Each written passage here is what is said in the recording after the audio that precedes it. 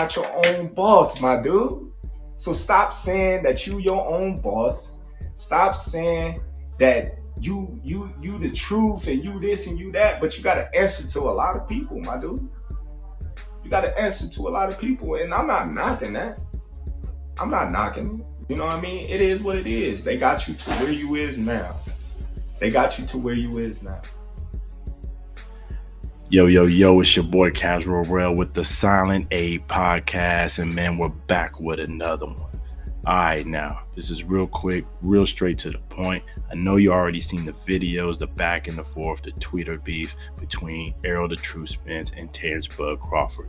We let in with a quick snippet of the video where Terrance had his live stream on Instagram. He had some good words to say, and he was capping a little bit in our opinions for that back and forth things he had to say. We'll cover it real quick, but overall, like the title says, we gonna get to the truth behind Errol Spence versus Terrance Crawford.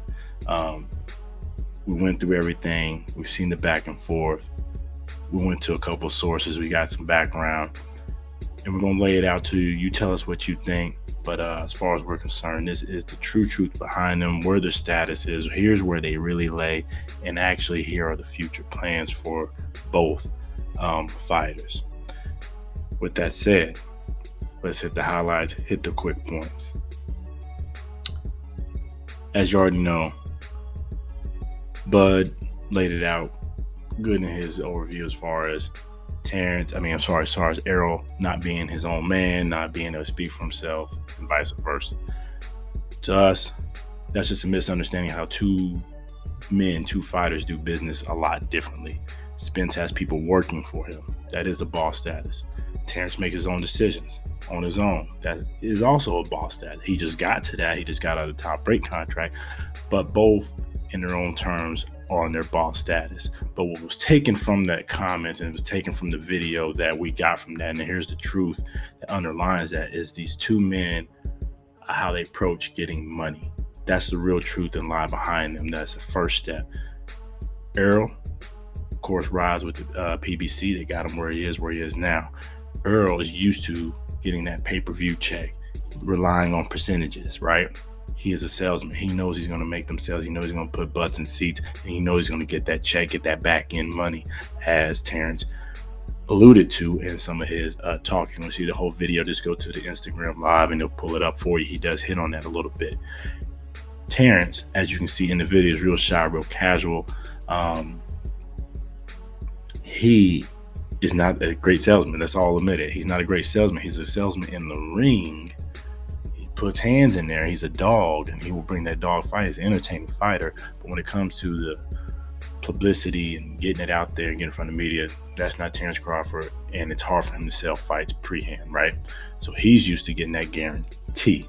So step one of the truth behind these two, that's the number one step. That's the real truth. That's the real difference between Errol Spence and Terrance Crawford, is how they get their money and how they are as bosses. Both are bosses, both are great fighters, right? But they both have a different approach, and that's where they hit the crossroads between the two. Terrance wants that for show money, that guarantee that he's used to getting at top rank, because he knows, hey, whether I sell or not, I'm at least have this in the bag. And there's people like that live their lives every day. As casual fans like yourself, the guys who do it every day, working man, working woman, whatever you are, we all live our lives differently, and all of us bank on getting our money differently. Some of us save a lot. Some of us are riskier and invest more, right? Some of us take risky jobs, contract jobs, and some of us take the steady, easygoing job that might not pay as much as those plus-up jobs, contracting jobs, or them self-employed jobs, or those self-business jobs. Or self-business ownerships. Don't want to take that risk, but hey, we all are bosses in our own terms, right? We all get to that money, get to that bag in our own way, and that's how Terrance and Errol Spence are. But more importantly, the real truth behind this, and we're going to hit with this first before we really get down into it. Both fighters are ready. Both fighters actually want this fight. That's the facts. That's the truth. Both of these fighters want that smoke. Errol Spence wants to smoke. Terrance Crawford wants that smoke. Neither fighter is scared at all. Second, the fight is growing even more with this talk and this back and forth. They actually got it back reheated as people getting confused and tired of this back and forth of, oh, sign the contract or not. Well, now that the fighters are talking that cash money, talk to each other, starting to get the fight back reinvigorated. And with that back and forth, we know who won it. Overall, we think Spence did come back nice and cleaned it up in his Twitters back and forth about how they went, how certain information wasn't cleared up about the investors and the BLK pay-per-view and what Terrance was doing.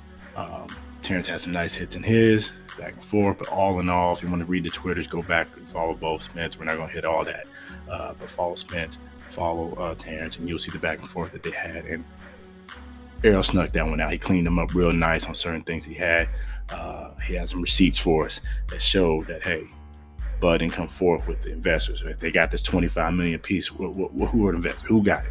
You know what I'm saying? We asked you to do this. We agreed for you to do that on the pay-per-view terms, as far as being able to see the background, see the money side of everything. They gave him everything he wanted. As far as according to Spence, now they both could be lying. Somewhere in the middle is the truth, right? But with that, with the back and forth, we want to give it to Victor. We gave it to Spence because he had a little bit more receipts and a little bit more facts and arguments to his that we have seen before from other fights of this magnitude, right? Not a big deal. Really don't care much about that. But the truth is, and we said it before on our Couch Talk number 1, where we had the update of the original update of Spence versus Crawford. Errol's team is making them look bad. And in this case, it was proven, even with the back and forth, there's some nervousness, not in the fighter, not in his direct camp, in the training camp. They're ready to do their jobs. They're ready to get that smoke, get ready to get it going, right? Ready to get training camp going because they know in their abilities and what they can do. It's in the black suits. It's in the suit and ties in the background, i.e. PBC, i.e. the people who represent him. And the nervousness is not so much in the fighter himself. Yes, he had a slip up in the Ugas fight, mental slip, and he got caught real good, right? We all saw it. But we all also saw how Errol finished that fight up. As you see in the first clip, he messed that boy up bad. Broke his eye socket. Errol's a dog, man. Great power, great push, great drive. He wanted too much. He's just real fundamental, real sound, right? So his skills speak for themselves, and his team speaks for themselves as far as preparation they go. But as far as the suit and ties, they're more nervous because it's coming out that we don't believe they had the money in place to actually properly pay both fighters what they're worth in this type of fight of this magnitude, especially towards the end of the year, right? They done spent a lot of money this year, and as you can see, their investment strategy is different. They're not as heavily invested as the fighters as it used to be when they first came out and got that first big check. That's why they're doing so many pay-per-views, because they got to cover the purses for the fighters.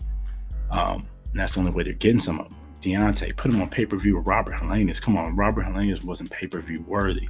Deontay's a pay-per-view worthy fighter, but not that particular fight. So they had to put him on pay-per-view to cover that. They had Gervonta Tank Davis earlier this year with Rolly. Come on. Decent fight, but it was like, who was Rolly? And especially for pay-per-view. They had King Kong Ortiz on 2 pay-per-views this year, if you count the New Year's pay-per-view, which actually was a damn good card when they had all 3 heavyweights.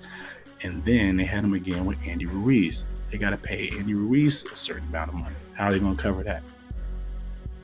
Pay-per-view.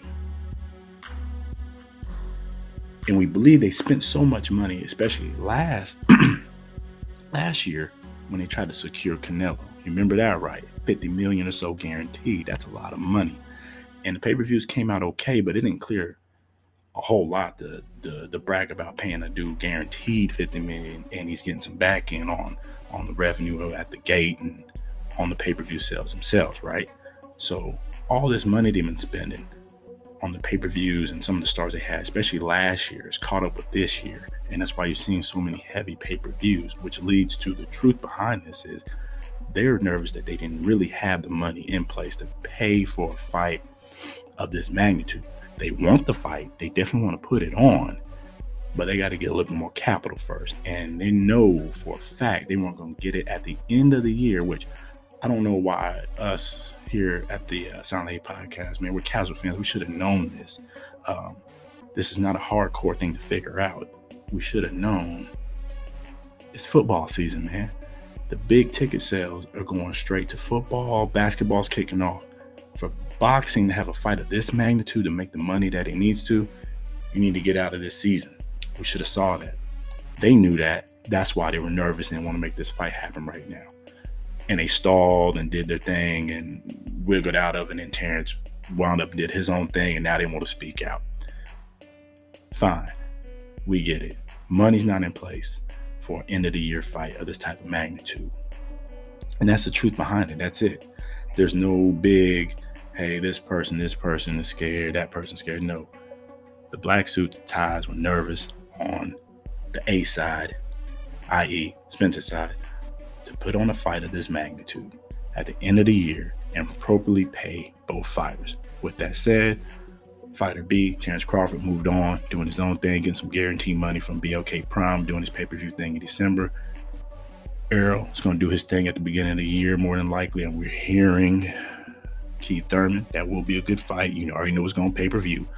And they're going to move on, do their own things at the beginning of the year, which leads to our next point.